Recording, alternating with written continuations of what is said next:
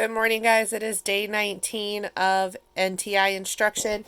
It is Friday, so remember my rule with Friday.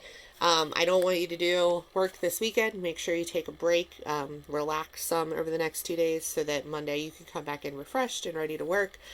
The one thing I did want to talk to you about, Mr. Shattuck gave me this idea last night. He had said that he had gone in and put in due dates on things, and then that way you guys know if it's missing. So on Google Classroom last night, I went in and put in due dates for all of the assignments we've already had. So you can go in there and look, and then if it says missing in Google Classroom, that means you haven't turned it in yet. And I think that'll be helpful for you guys. So you can do that.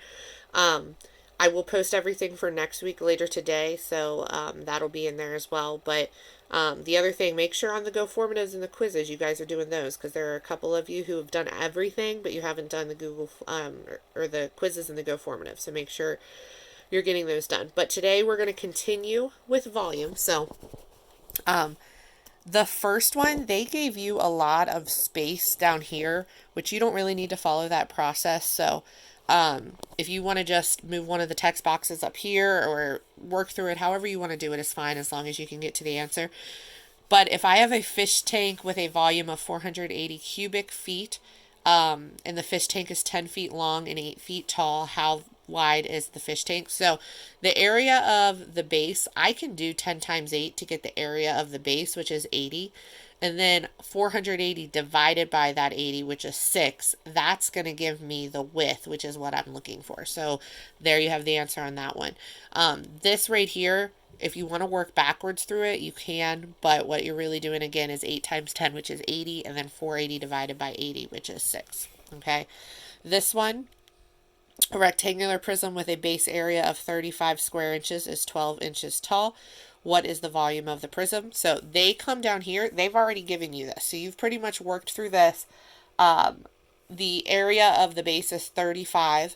And so all you really have to do then is take this 35 times 12, and that's going to give you the volume. Because remember, it's like we find the area of the base and we just stack it on top of each other, the height of it, to get the volume.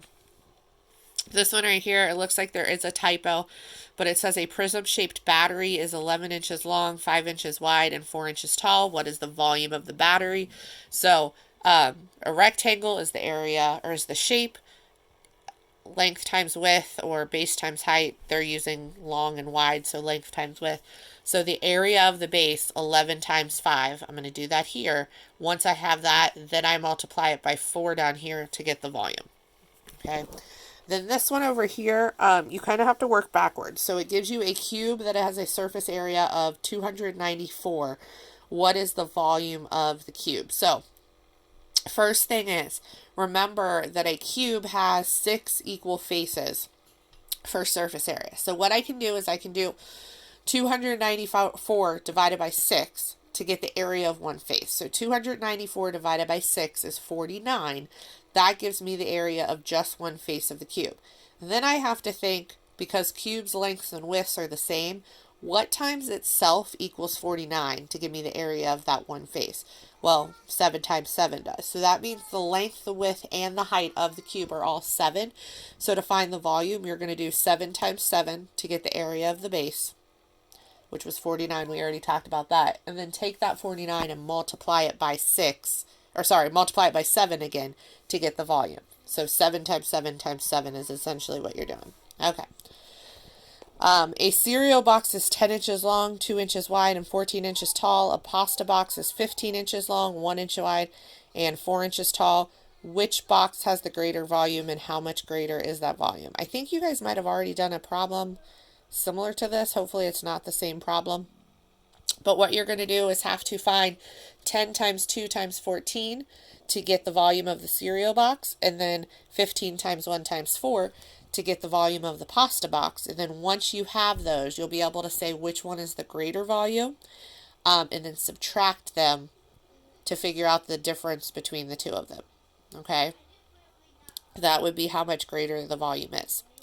And then lastly, a hole is shaped like a rectangular prism. It is 3 feet wide, 5 feet long, and 3 feet deep. If I think that should say hole, not hall.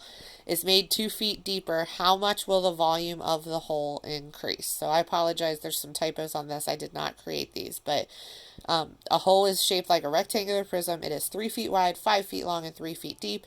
If the hole was made 2 feet deeper, how much will the volume of the hole increase? So what you can do, what I would suggest, find the volume of this, 3 times 5, and then get that multiplied by 3. And then if it's 2 feet deeper, that's going to make this 5. So I would do 3 times 5 times 5. You've got the two different volumes then, and subtract them to see which one is the deepest. So those are your problems for today. And have a great Friday. We will see you back here on Monday. Enjoy your weekend.